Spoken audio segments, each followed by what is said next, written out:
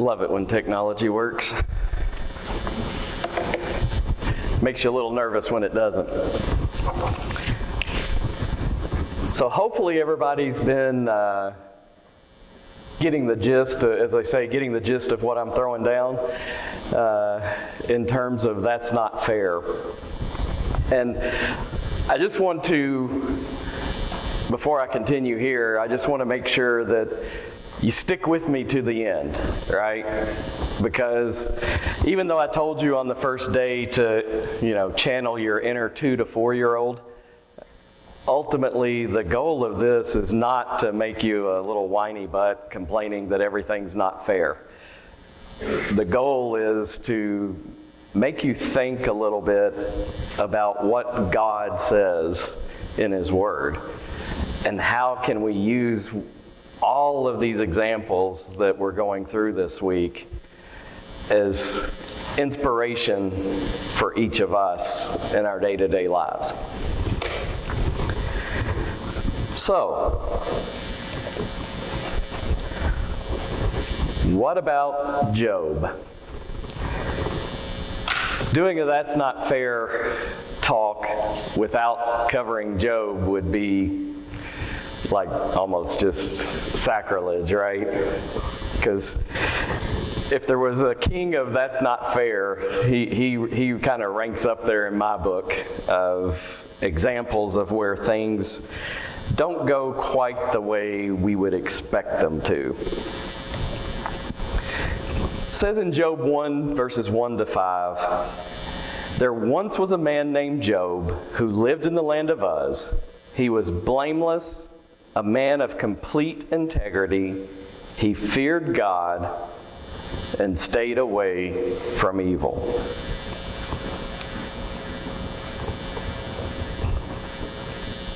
Sounds like a pretty good guy, doesn't it? Somebody you might want to hang with. Somebody that might be a good example to you each and every day. It says his qualities are that he's blameless, has complete integrity. I mean, how many of us have already kind of scratched out, well, I'm probably not blameless. Am I complete in my integrity? Probably not. He feared God and he stayed away from evil. Job did things the right way. And so, in Keith's world, I would say he should get good things, right? He's doing it right. And we read here, he had 7 sons, 3 daughters. He owned 7,000 sheep, 3,000 camels, 500 teams of oxen, and 500 female donkeys. He also had many servants. He was, in fact, the richest person in the entire area. I like that, right? The man's doing good, he's doing the right things, and God's blessing him, right? Now, what do we find in the New Testament about rich people? It's tough, right? Because many times, to be a rich person, many times, right, your mind has to be focused on money rather than being focused on God. But Job was listed as one of his qualities that he feared God and stayed away from evil. So Job may be a biblical kind of antithesis of the typical rich person. So what happened to Job? Job's sons would take turns preparing feasts in their homes, and they would also invite their 3 sisters to celebrate with them. When these celebrations ended, sometimes after several days, I'm like, I don't know how often they're having these celebrations, but they're lasting several days. His kids seem to like to have a good time. says Job would purify his children. He would get up early in the morning and offer a burnt offering for each of them. For Job said to himself, "Perhaps my children have sinned and have cursed God in their hearts." This was Job's regular practice.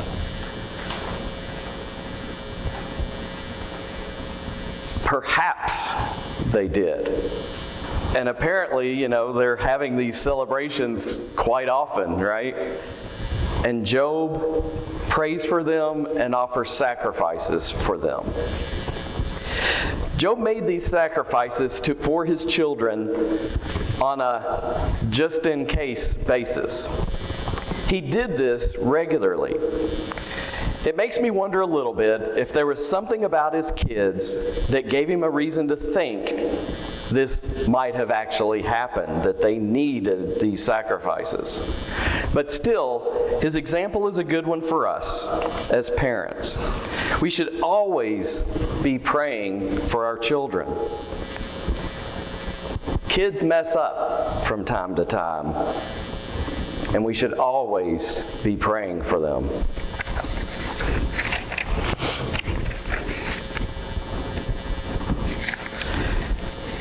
Now, disaster strikes Job. One day when Job's sons and daughters were feasting at the oldest brother's house, a messenger arrived at Job's home with this news: "Your oxen were plowing with the donkeys feeding beside them when the Sabeans raided us. They stole all the animals and killed all the farmhands. I am the only one who escaped to tell you." Not a good day, right? Job would think that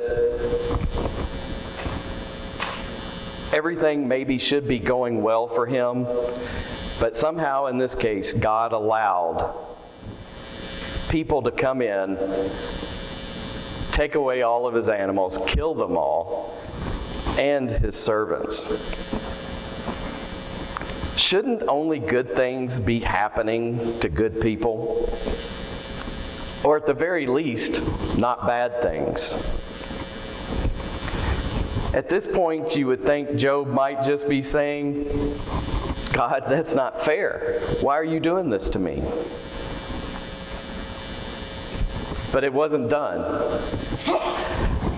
And as I read this, every time I read this, put yourself in Job's shoes. You don't have to be the richest man in the region or woman. Take whatever you got. But just know that slowly but surely, everything you have is being taken away. The person didn't get finished speaking, right? It's like one guy comes to his door and says, "Bad news." And before he even finishes, here comes running up another guy. And it says, another messenger arrived with this news: "The fire of God has fallen from heaven and burned up your sheep and all of the shepherds. I am the only one who escaped to tell you."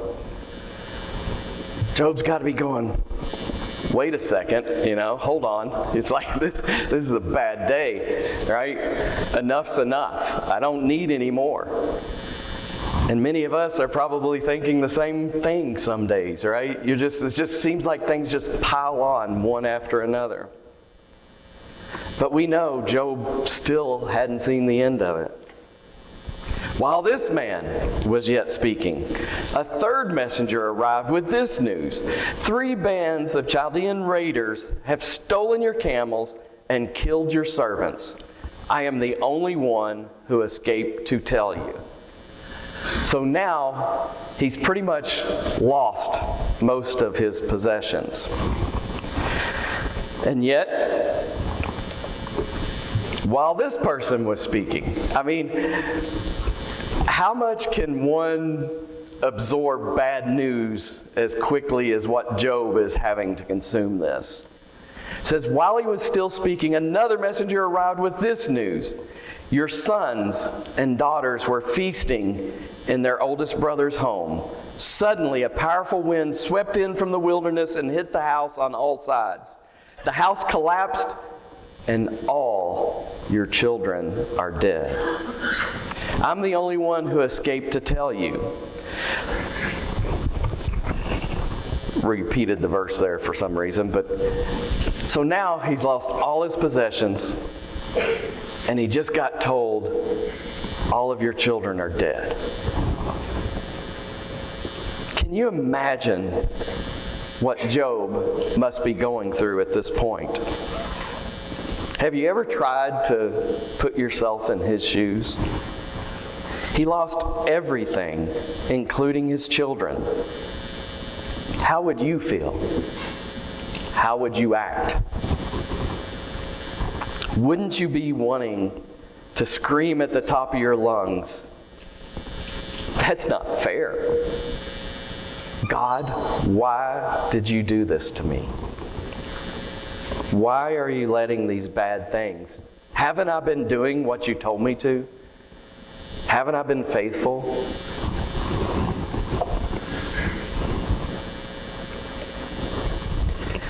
But again, just when you couldn't get any worse, it says Satan left God and struck Job with terrible sores. Job was ulcers and scabs from head to foot. They itched and oozed so badly that he took a piece of broken pottery to scrape himself, then went and sat on a trash heap among the ashes. Not only had he lost all of his possessions, all of his children, now his own health is impacted. I can't fathom what would be going through Job's mind at this point. A day ago, things were blessed and happy.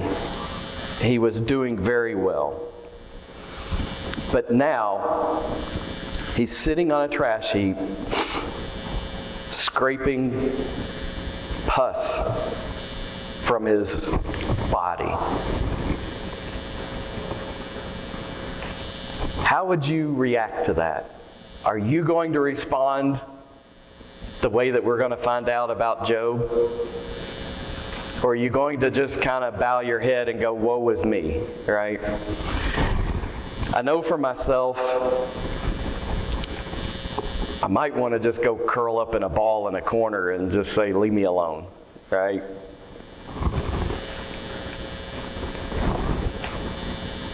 But guess what? After all this, Job's still not done, right? One might think, you reading through this, that, well, this is it. This was the last bad thing that happened to Job. But it's not. In Job 2:9 it says, "Then his wife said to him, 'Do you still hold fast to your integrity? Curse God and die.'" Wow. Have you ever thought about the fact that Job lost all of his kids, his animals, his servants, and even his health? But the one thing he didn't lose was his wife. How bad must she have been for him to be worse off with her than without her? Did you ever think about that? Why didn't his wife get taken, right? And when you read, do you read sympathy in her words? It's like she is taking the position, God's cursed you, God's forsaken you. Just give up and die.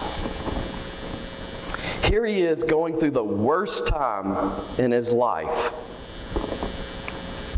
And rather than consoling him, she tells him to do the worst thing possible. She says to curse God. Job's life hit a very bad, that's not fair moment.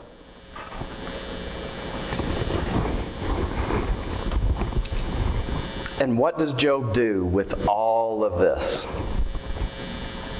Does he listen to his wife and curse God and die?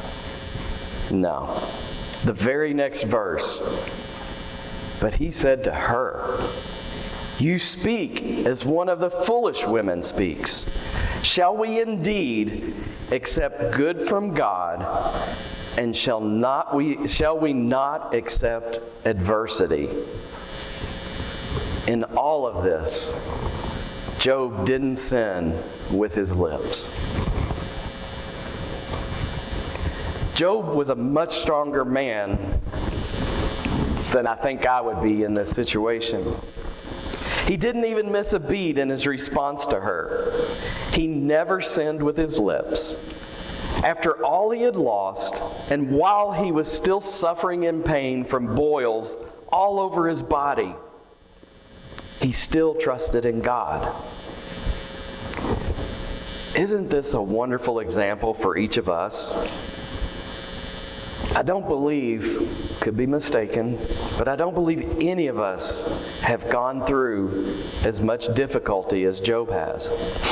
I think that it is probably why God gave us this as an example, is to help us realize that we always need to trust God and His plan.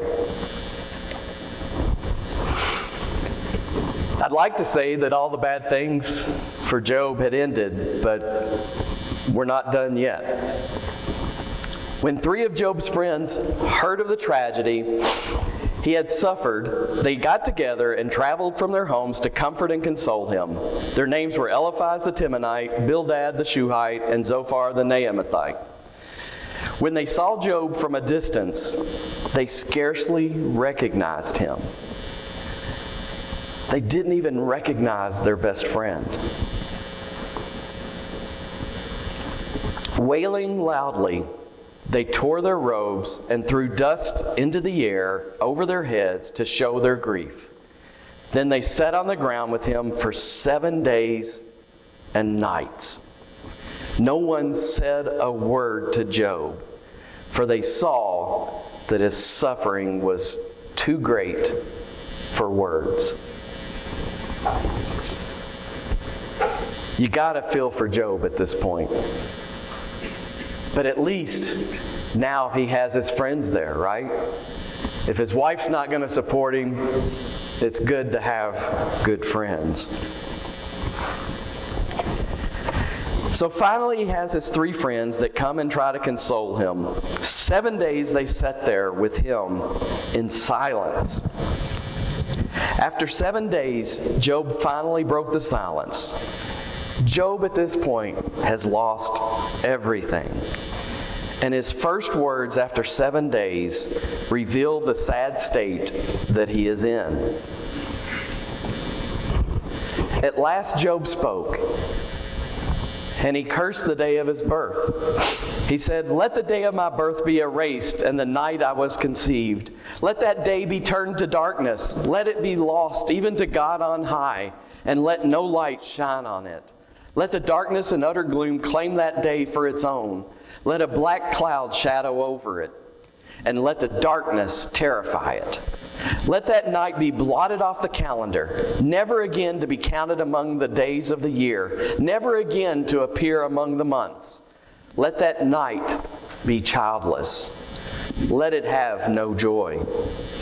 Let those who are experts at cursing, whose cursing could rouse Leviathan, curse that day. Let its morning stars remain dark. Let it hope for light, but in vain. May it never see the morning light. Curse that day for failing to shut my mother's womb, for letting me be born to see all this trouble. Why wasn't I born dead? Why didn't I die as I came from the womb? Why was I laid on my mother's lap? Why did she nurse me at her breast? Had I died at birth, I would now be at peace. I would be asleep and at rest." Job is reaching its breaking point.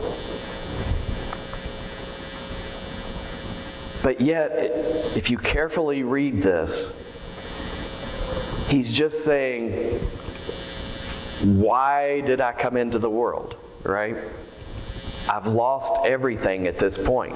So if he never came into the world, he would never have children. If he never came into the world, he wouldn't have his servants. He wouldn't have his animals. He wouldn't have any of that. So in reality, since everything was taken away anyway, why didn't God just take him away at the beginning? But in all of this, do you read any word in there where he's complaining to God about God doing this to him? He's still trusting in God. He doesn't understand it. Would any of us, when you go through your trials and tribulations, can you always give an explanation as to why God put you through this? You can't hardly fault Job for being just a little depressed, wishing he hadn't even been born. He just wanted peace from all of this misery. And so after he speaks, you would think his friends would console him. But they ended up turning on him. So his three companions, his three best friends, the last thing he had in the world.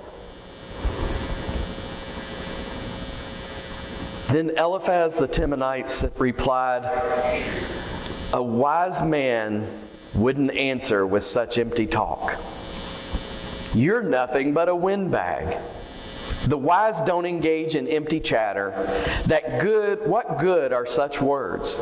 Have you no fear of God, no reverence for Him? Your sins are telling your mouth what to say. Your words are based on clever deception. Your own mouth condemns you, not I. Your own lips testify against you. Were you the first person ever born? Were you born before the hills were made? Were you listening at God's secret counsel? Do you have a monopoly on wisdom? What do you know that we don't? What do you understand that we do not? On our side are aged, gray-haired men, much older than your father."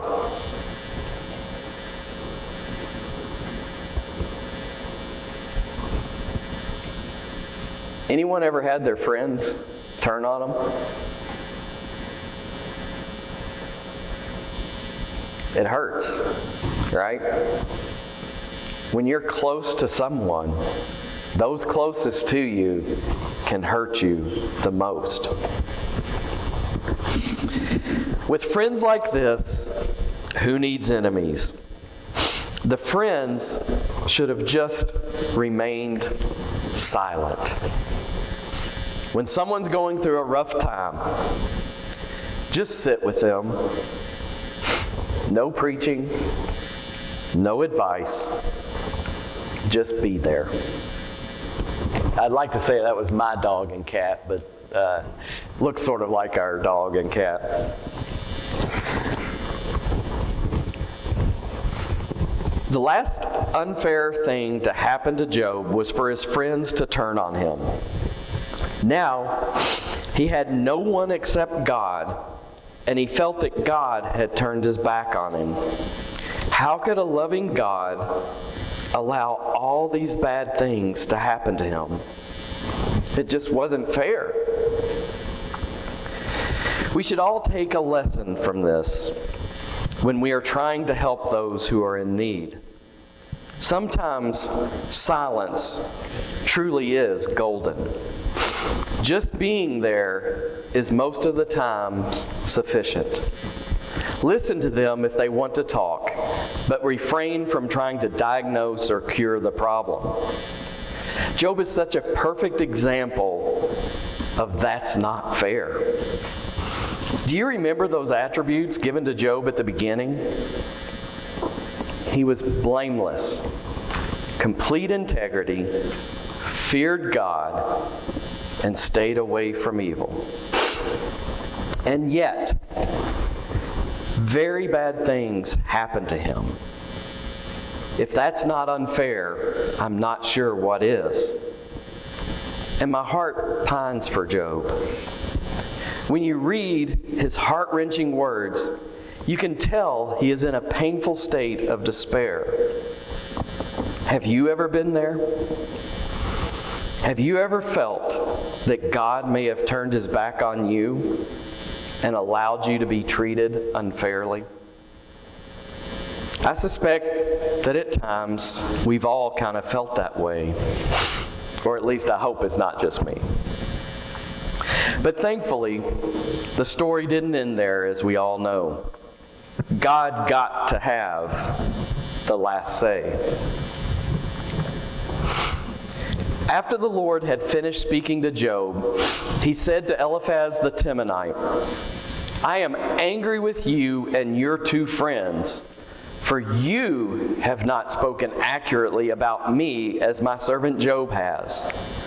So take 7 bulls and 7 rams and go to my servant Job and offer a burnt offering for yourselves. My servant Job will pray for you, and I will accept his prayer on your behalf. I will not treat you as you deserve, for you have not spoken accurately about me as my servant Job has. So Eliphaz, Bildad, and Zophar did as the Lord commanded, and the Lord accepted Job's prayer. God told Job's friends they were wrong. And also, the strangest thing we read in those verses, God said that Job would pray for them. Talk about unfair. Job has to pray for the friends who betrayed him, the friends who were cursing him.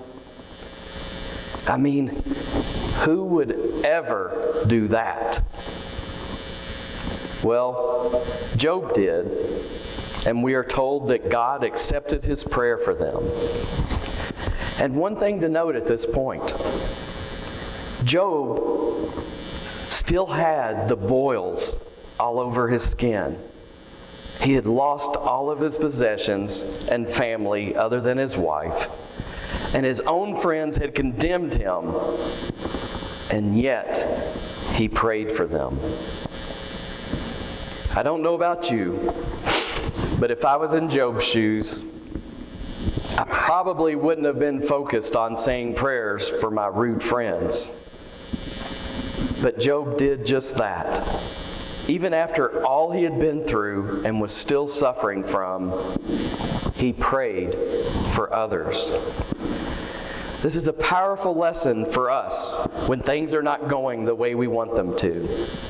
Maybe when we feel that God is not answering our prayers, maybe start praying for someone else. And I don't mean to do it with the expectation that God will now answer your prayer. Do you think that Job knew that things would be better for him after he prayed for his friends? I don't think that was the case. Job was just a genuine, caring person. And he loved his friends, even though they had done him wrong. Sometimes another brother or sister may do us wrong, intentionally or unknowingly. How do we respond to that? Do we get angry and avoid them from now on? But Keith, you say, they did all these terrible things. Did they ask for forgiveness? I can't forgive them. But did Job ask if did Job's friends come to him and say, please forgive me? If they did, the Bible didn't tell us.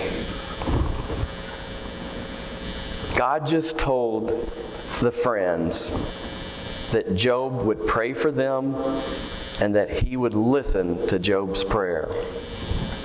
Praying for others can sometimes provide us the healing that we need from the hurt. It's not easy, and you might even want to tell me, that's not fair. I don't want to do that.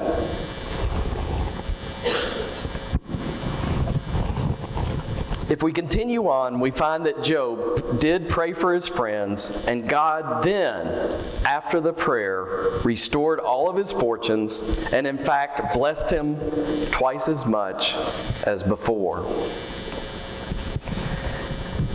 He got twice the possessions, got all of his children, and then lived another 140 years.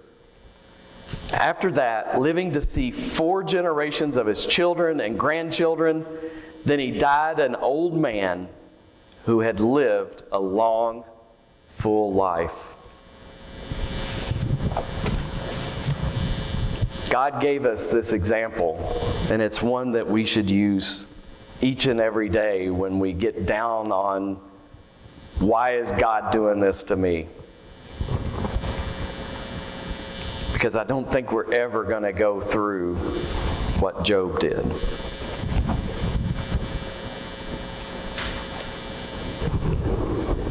Anyone know what this story represents?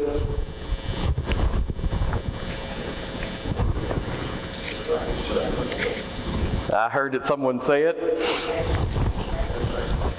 If you paid attention in Sunday school, you probably say it was Shadrach, Meshach, and Abednego in the fiery furnace, right? We'll come back to this in a minute, but I want to take us on a little aside here. This is just something that, always has been a, just pet peeve of mine, or I wouldn't even call it a pet peeve, just something that makes you go, as Arsenio Hall said. Do you know what their real names were? Hananiah, Azarel, and Mishael. Yes. Most people don't know them by those names, but I'm going to try to make you want to remember them, and I'll give you a very good reason to do so.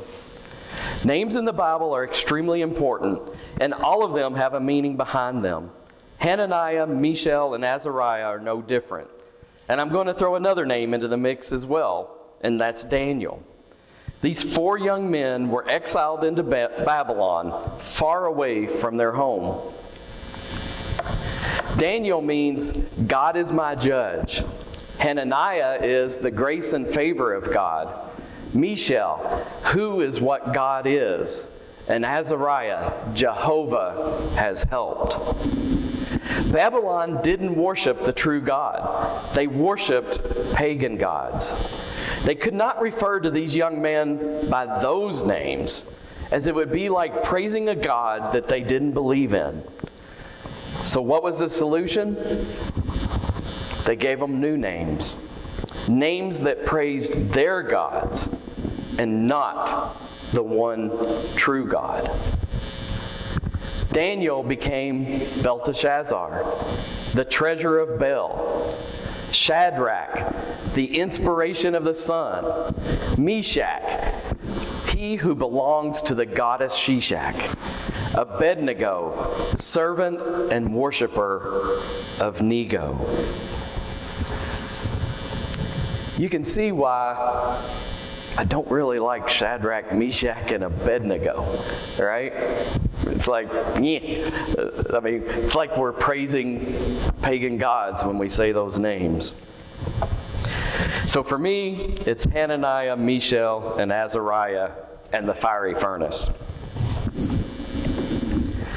So what was this awful thing that Hananiah, Mishael, and Azariah did to deserve this cruel punishment? Did they curse God? Did they violate the 10 Commandments?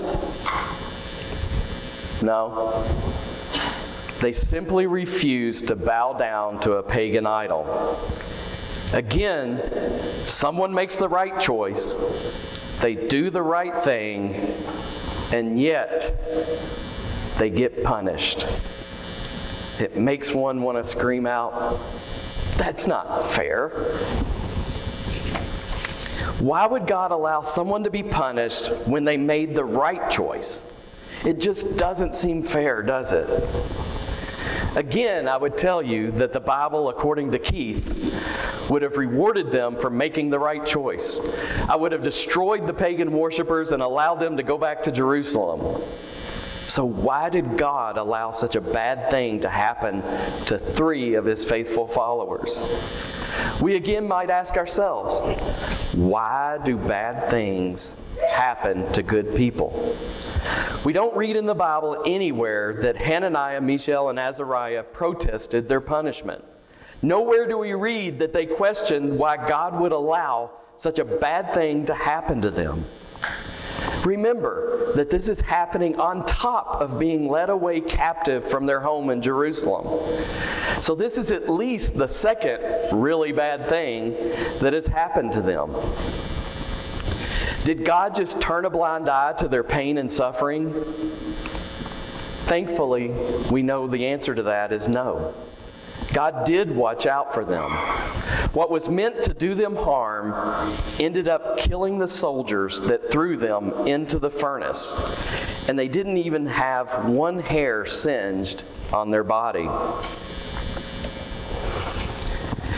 Then Nebuchadnezzar said, "Praise to the God of Hananiah, Mishael, and Azariah. He sent his angel to rescue his servants who trusted in him. They defied the king's command and were willing to die rather than serve or worship any god except their own God. Therefore, I make this decree. If any people, whatever their race or nation or language, speak a word against the God of Hananiah, Mishael, and Azariah, they shall be torn limb from limb, and their houses will be turned into heaps of rubble. There is no other God who can rescue like this." Then the king promoted Hananiah, Mishael, Azariah to even higher positions in the province of Babylon. They trusted God when the times were tough. Trust is easy when things are going great. Trust is much harder when you're going through trials and suffering. God had a plan all along for these 3, and in the end, he turned the heart of a king that wanted nothing to do with the true God. Now, what about that 4th young man that also went to Babylon? Belteshazzar, right? Belteshazzar in the lion's den. Anyone ever learned that in Sunday school? You ever wonder why that might be? Why did, in the biblical text, it does say, if you read that, we're reading along with me with the verses earlier, you notice that I substituted for Shadrach, Meshach, and Abednego. But yet, in the Bible, Daniel is most of the time referred to as Daniel. About one of the few times he's referred to as Belteshazzar is when they said he got a new name. I don't know why that is, right? But for whatever reason, they stuck with Daniel, which is a good thing. Hence why I said, well, I'm going to go back with, Hananiah, Azariah, and Mishael myself. So one of these days, I'm hoping that I learn why that was. Maybe when Christ returns, we'll get an explanation as to why. So Daniel had his own challenges. So the king had given orders for Daniel to be arrested and thrown into the den of lions.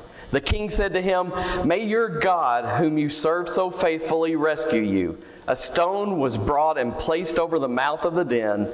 The king sealed the stone with his own royal seal and the seals of his nobles, so that no one could rescue Daniel. No one. No one was going to rescue Daniel. Honestly, that wasn't even part of my lesson, but as I read that again, I'm like, yeah, there's someone that can. Your simple stone and your little seal's not going to stop the person that can do the best. Babylon just wasn't a great place for the followers of God. I mean, fiery furnaces and lion dens. What on earth did Daniel do to deserve to be eaten by a hungry pack of lions? Surely he was being punished for some great crime. God had to be trying to teach him a lesson and scare him back onto the straight and narrow. Well, we probably all know that that wasn't actually the case. Daniel just wasn't very well liked by some of the people in Babylon. I would go so far as to say they were jealous of the respect and prestige that he was able to garner from the king after he interpreted his dreams.